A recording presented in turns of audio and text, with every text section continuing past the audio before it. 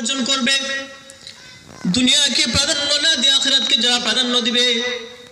আল্লাহর নবী সাল্লাল্লাহু আলাইহি ওয়াসাল্লাম বলেন, যারা দুনিয়ার তুলনায় আখিরাতকে যারা প্রাধান্য দেয়, যারা দুনিয়াতে তাকে কিন্তু চিন্তা করে আখিরাতের, নবী মুহাম্মদ রাসূলুল্লাহ সাল্লাল্লাহু আলাইহি ওয়াসাল্লাম বলেন, দুনিয়ার উপরে আসমানের নিচে সবচাইতে জ্ঞানী মানুষ হচ্ছে ওই ব্যক্তি, যে ব্যক্তি তাকে দুনিয়ায় কিন্তু উদ্দেশ্য তাকে আখিরাত, যে ব্যক্তি দুনিয়াতে থাকা অবস্থায় আখিরাতের উপার্জন করে নেবে। আল্লাহর নবী সাল্লাল্লাহু আলাইহি ওয়াসাল্লাম বলেন,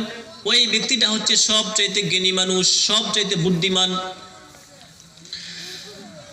এরপরে নবীজি বলেন,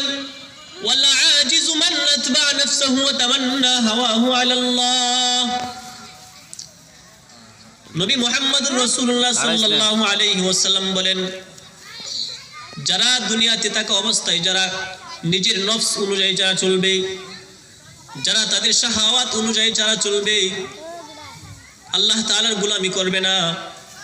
যারা দুনিয়াকে প্রাধান্য দেবে আখিরাতের তুলনায় যারা দুনিয়াকে প্রাধান্য দেয়, আল্লাহ নবী সাল্লাল্লাহু আলাইহি ওয়াসাল্লাম বলেন, দুনিয়ার মধ্যে সবচেয়ে